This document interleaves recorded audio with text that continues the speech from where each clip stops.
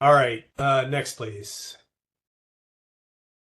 All right, so just to introduce everybody who may not be familiar with satellite and lunar laser ranging, it's a fairly straightforward technique in principle, although the technology is quite interesting and complex in some areas. But basically, you have a ground telescope. You fire laser pulses out into space towards the moon, timing when each pulse leaves the telescope, and then they hit a retroreflector either on the moon's surface or on a satellite, which sends the light back to its source. And then you receive it at the same telescope and you time its return, and that gives you the round trip time multiplied by the speed of light, and you've got the distance to the moon. Next, please.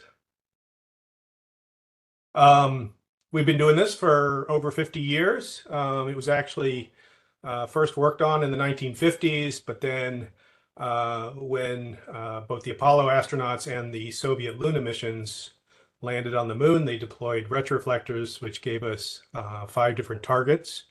And basically, since 1969, we've been ranging to the moon. And you can see a picture in the lower right-hand corner of some very nerdy looking guys from the late 1960s working on one of the first laser ranging systems.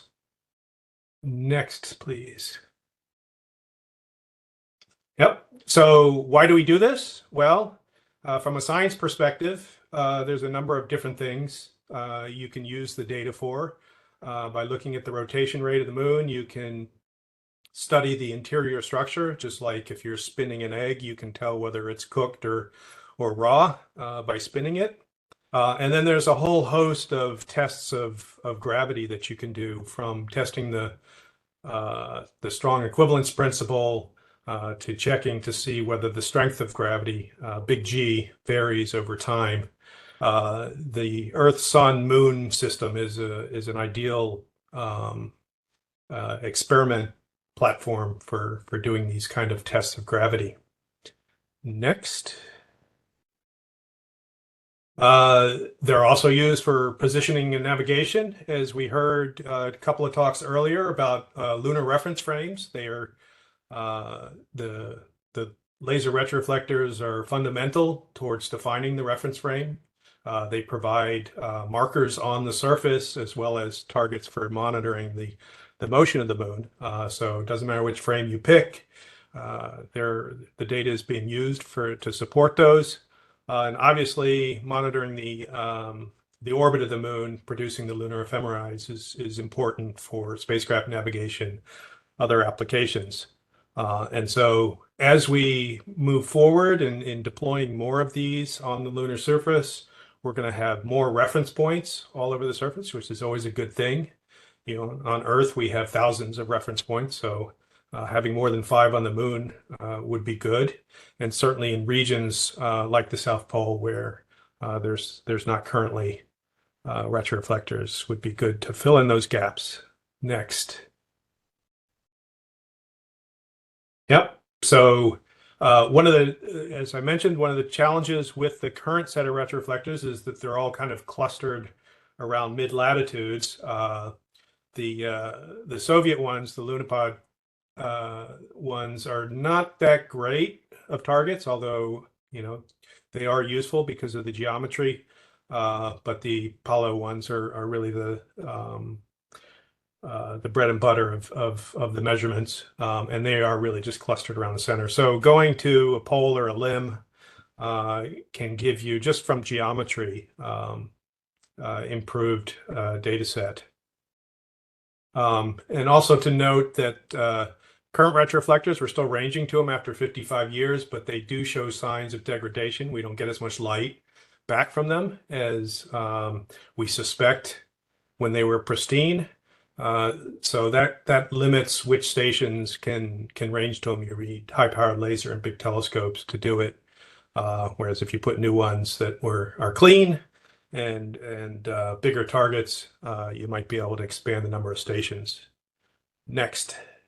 Oh, I'm running long. So this is just to note that there's a number of stations around the world. that do laser ranging, but only 4 of them are lunar capable. Next. We've already got a data system in place for doing this, and if you're interested, you can grab the lunar data, lunar laser ranging data from the CDDIS at the link below. Next. Okay, this is the US station that NASA stewards in New Mexico. It's one of the premier stations. We get about millimeter level normal point precision. So the accuracy of each, or the precision of each range measurement is of the order of millimeter, which is pretty impressive going all the way to the moon. Next. So getting on to the actual instrument. Yeah, this is just to say that the size of the Apollo retroreflectors is starting to limit the precision that we can get on them.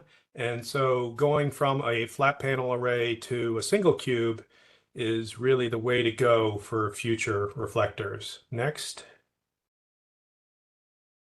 So here you see a picture of a retroreflector developed by the University of Maryland that's flying on the Firefly mission later this year. And this is our starting point for an Apollo reflector. Next.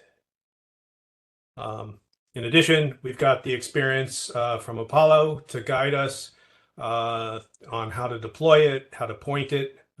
Like some other instruments, we'll have a sun compass and a bubble level and a way of sticking it on the surface. And I think next, that might be it.